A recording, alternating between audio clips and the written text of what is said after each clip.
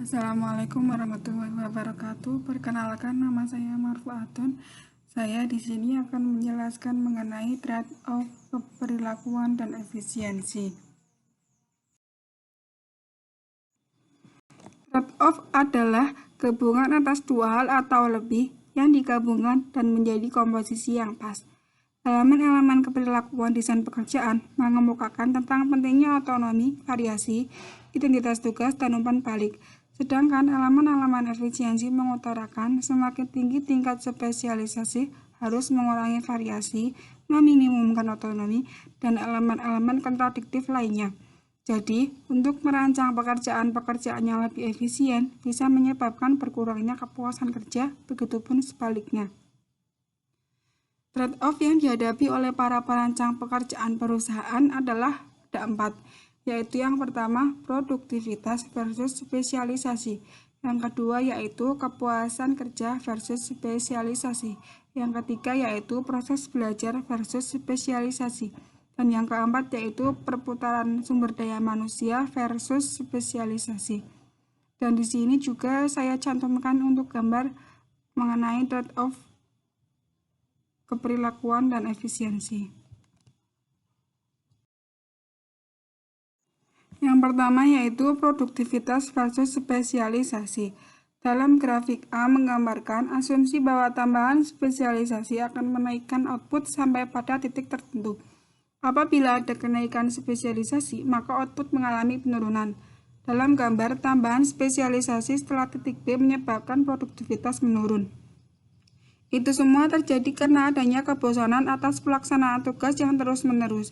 Output dapat ditingkatkan dengan mengurangi spesialisasi pekerjaan. Produktivitas turun karena elemen-elemen keperilakuan seperti kebosanan menghentikan manfaat spesialisasi. Dalam kenyataannya, pekerjaan antara B dan C dapat ditingkatkan produktivitasnya melalui pengurangan derajat spesialisasi.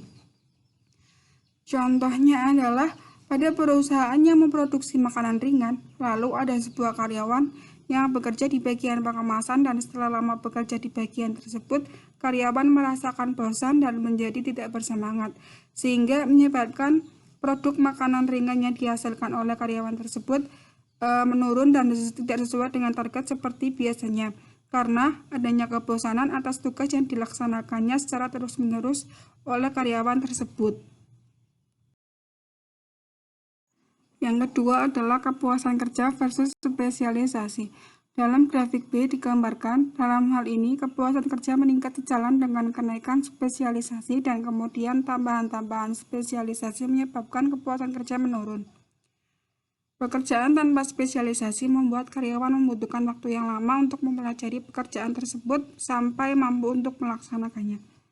Bila spesialisasi mencapai titik B dalam gambar di atas, kepuasan kerja akan menurun karena kurangnya otonomi, variasi, dan identitas tugas.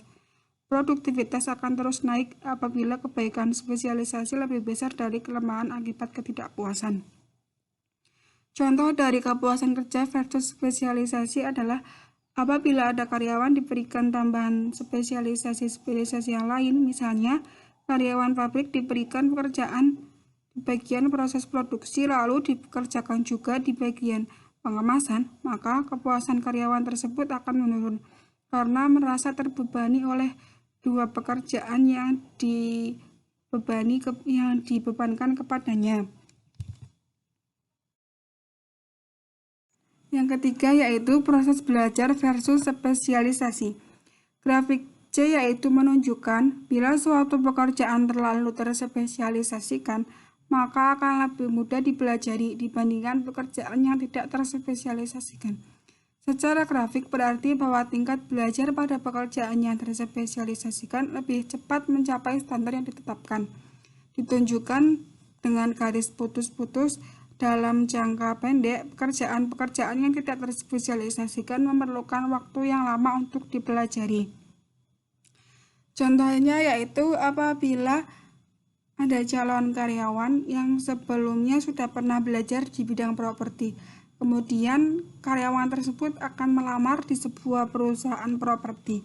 Maka karyawan tersebut akan lebih mudah dalam melaksanakan pekerjaan karena karyawan tersebut sudah memahami dan sudah mempelajari apa itu properti dan sudah memahami segala hal yang berkaitan dengan properti. Contoh lain yaitu apabila ada karyawan yang ditempatkan di bidang produksi tetapi belum memahami mengenai bagian tersebut, maka karyawan tersebut bisa untuk mempelajari mengenai proses produksi sehingga nantinya karyawan tersebut akan memahami segala hal dalam bagian produksi tersebut. Yang keempat yaitu perputaran SDM versus spesialisasi. Grafik D menunjukkan meskipun pekerjaan-pekerjaan yang terspesialisasi lebih cepat dipelajari, namun pada umumnya menyebabkan kepuasan kerja lebih rendah.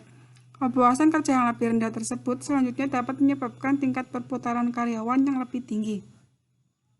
Bila tingkat perputaran karyawan tinggi, perancangan kembali pekerjaan perlu dilakukan dengan lebih memperhatikan elemen-elemen keperilakuan yang bisa mengurangi tingkat permintaan pemberhentian kerja.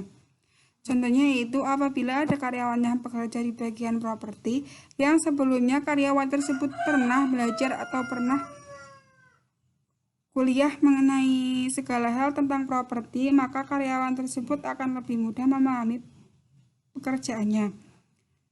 Namun, kepuasan yang didapatkan oleh karyawan tersebut tentunya rendah, sehingga menyebabkan perusahaan mengalami perputaran karyawan yang tinggi.